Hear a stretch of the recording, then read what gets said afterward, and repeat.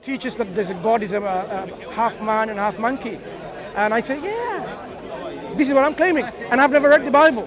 And I go to a Christian, I claim that, why do you worship half man, half monkey? And evolution is not, you're not involved no. Half man and half monkey. Right? Or half elephant and half man, like Ganesh.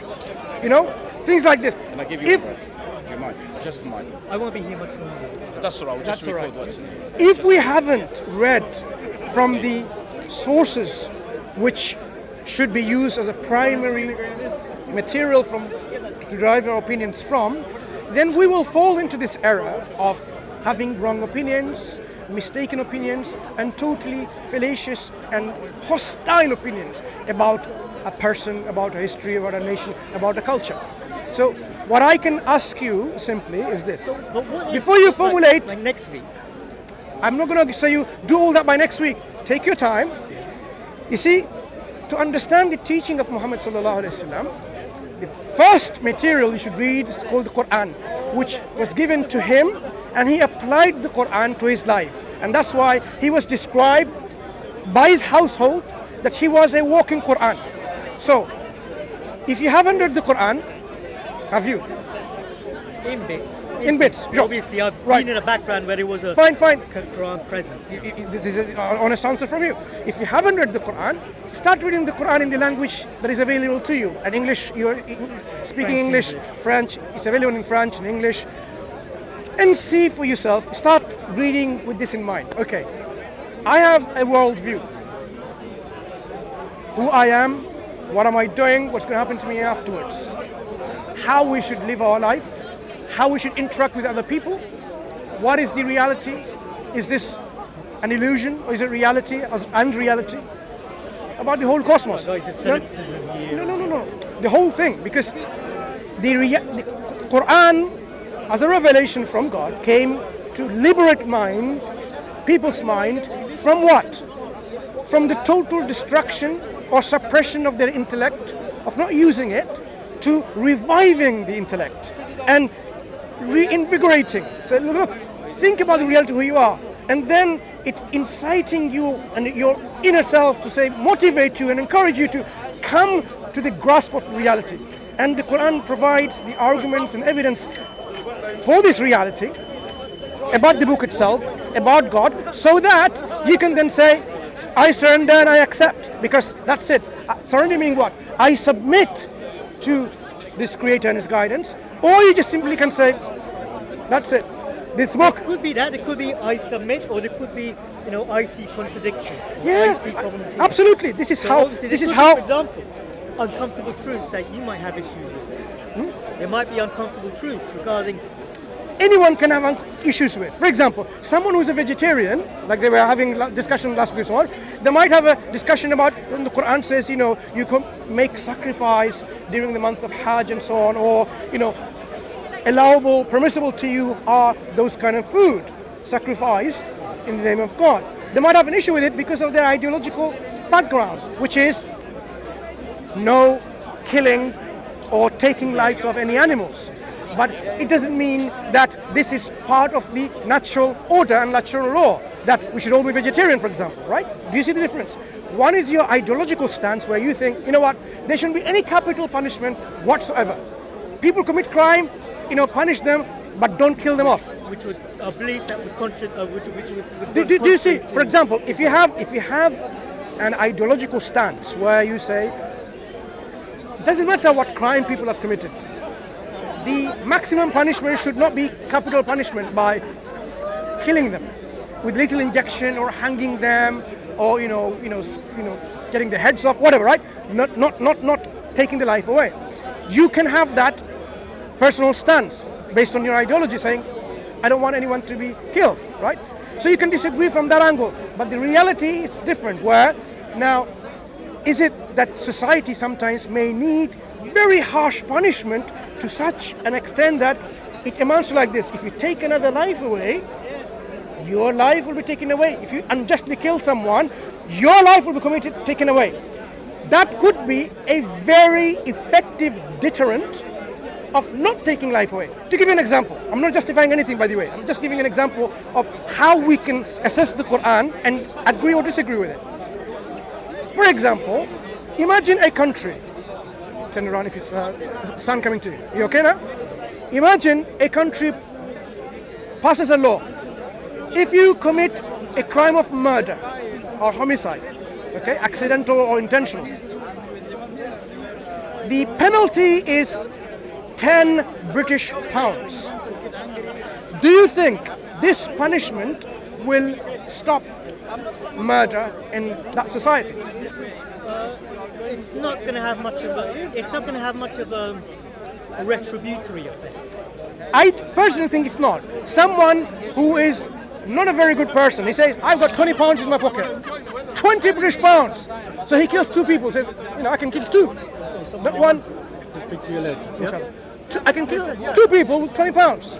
That's it. And say I can get more money. The people that I murdered, I can get more than 20 pounds from them, so I can kill more. It is turning a bit straw-man-y. No. Do you realize the deterrent effect is missing there? Why? The gravity of the crime and the consequence of the punishment, the gravity of the punishment is not the same. It doesn't really have a deterrent effect. Good, very good. In many cases, incarceration or execution doesn't really have a deterrent effect in many societies such as the United States or China. Would you go and kill someone unjustly knowing that if you get caught in the eyes of the law, you will be punished with your life being taken away? Would you not think twice? Would you not think twice? Imagine you're a bad person, which you are not. I apologize for using this example. Imagine, and you say like, oh, if I'm going to kill that person, because I don't like that person, my life's going to be taken away. Would you not think twice? If it's premeditated, like how some evil psychopath... We're not talking about psychopaths. But there are crimes of passion that people don't think there are about. people, psychopaths, who are totally lost, right? They are different kettle of fish. They are different. They have to be understood in a different perspective. But as a crime, but as a criminal, a heat of the moment, crime of passion, very often this deterrent effect won't make much of a difference.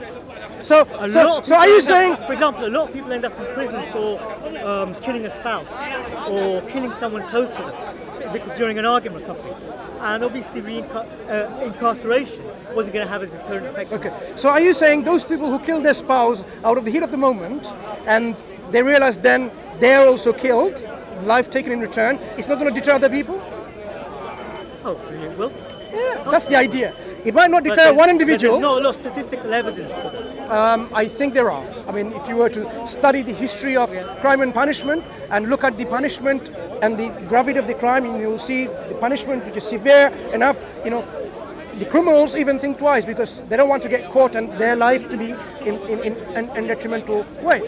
So this is why I'm saying, when you study the Quran, sorry for this diversion, when you study the Quran, you can have this disagreement based on your own personal ideological standpoint, but the reality is different from what your ideological standpoint is. I talked about vegetarianism and I talked about one's compassionate ground of not having capital punishment. There may be lots of other things where people may disagree with the Quran. So when the Quran is to be read, it's to be read holistically. The Quran provides a system of life in which the whole mechanism altogether holistically will not only benefit the society and the individual, but it will make them progress and it will make them go to such a level of achievement and success that what we see in the first 300 years when Islam was implemented. When that was the case, Muslims what were they doing? They became the peak of civilization. People from England, people from other countries had to go to Islamic countries to learn and be educated. My theory on this one is that when you look at the first 300 years of Islamic society, much of the progress that was taking place was nothing more than cultural, philosophical, mathematical appropriation of things that were given to them already by the Greeks, the Persians, and so forth. For example, the Arab numerals actually came from the Hindus. So for the first 2 to 3 centuries, what Islamic society was actually doing was cannibalizing the achievements. Assimilating. It's called assimilating all the knowledge that is there in different. Listen, if you think this is how we, conduct our achievements in knowledge. That's not how we achieve knowledge. We learn from what has been going on, even in science. Do you know what we do, for example? If I have a research question now, to do a PhD, for example. If I am doing a PhD with a research question, I don't just go there from scratch.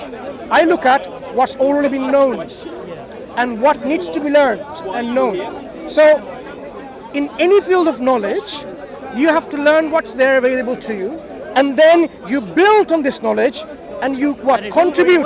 You contribute. It looks like after 300 years, the Islamic society started to stagnate. Not just 300 years, much later. Not just 300 years. We have Ibn Sina, for example. His book called Al-Qanun fi al-Tibb, the Canon of Medicine. It was a textbook for 700 years in Europe, went through more than 17 editions. A textbook for medical science, a medical textbook, that long, right? It wasn't, because that much contribution it had. This is just one name out of the blue. So Islam didn't just become stagnant there. What we need to understand is what Islam did, it didn't say, okay, oh, leave the other societies and cultures and civilization and don't take any. No, see what people have already learned. So the number zero, was from the Indian civilization. But then they contributed to this and developed. Calculus is purely an Islamic development. Calculus, Islamic development by the Muslims or the citizens of the Islamic country at that time. So Islam didn't just assimilate, it started contributing. That's why many of the names of the stars and so on, why does it sound like Arabic names? Because they were contributing, they were observing, and they were naming them. This is how science progressed in Islamic lands. It is still happening today, but now because science is not a monopoly of a particular country, it's universal. So just because you don't know a particular country would say, okay, that's it. If you go to any spheres of science and technology, you will see Muslims working. It's no longer a one person, one country's, one tribe's thing, the knowledge and science, right? So, as we now realized, when they studied this book, it opened up their mind, the Quran, right? It opened up their mind to what? To explore the reality. It didn't shut them off. It didn't suppress their intellect. This is the difference you'll find with some other religions, which says, if you hear, I have to say this, if you read anything from this book, your tongue should be cut off. If you hear this verses recited, put hot oil in your ear so that you don't hear again. These were the laws of such a religious scripture in some earlier times. The book I'm talking about is Manu Shanghita, Manusmriti, okay?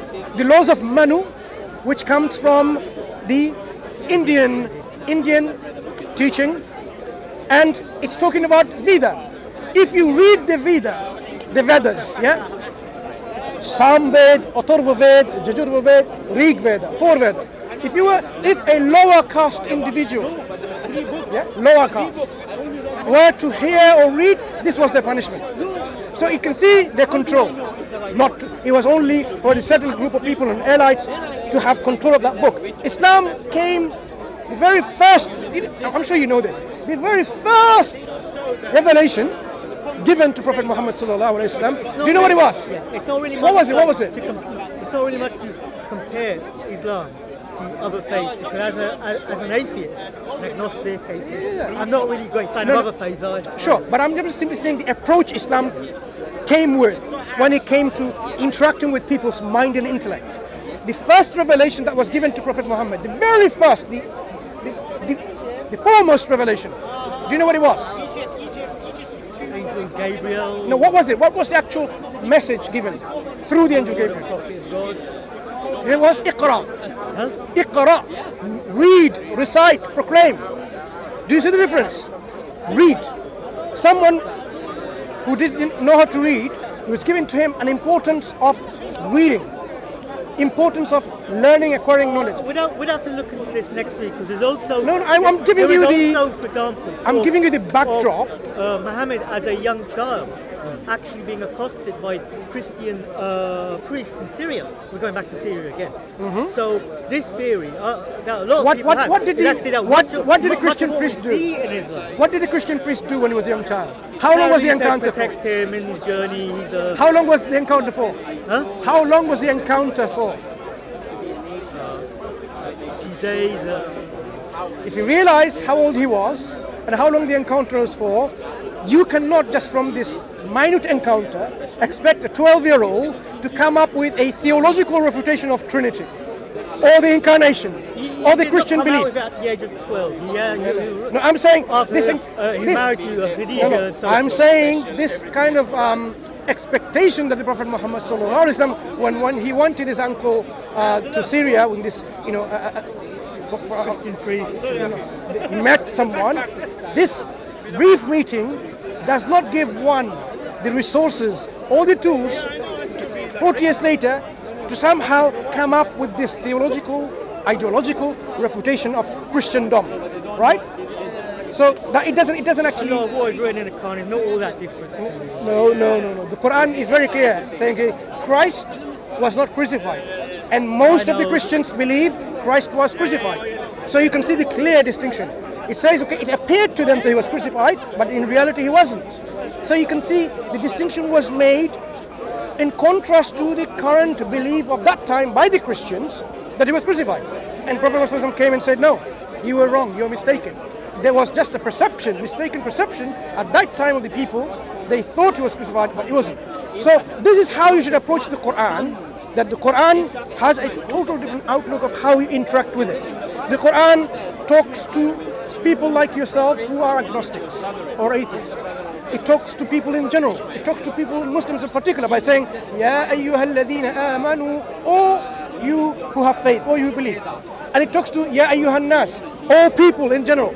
So the Quran actually takes into account humanity in their diverse belief and opinions.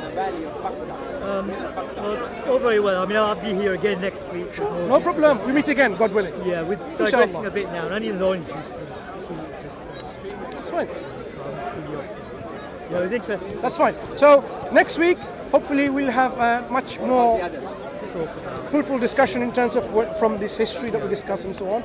If you don't find me, I'm sure you'll find someone who's more knowledgeable on the history. I'm not a person who reads history too much, the basics, I know. But if you're interested, we can find someone who knows the history with the nitty-gritties, and you can converse with them. I know one of my brother, Adnan Rashid, he is a student of history. Okay?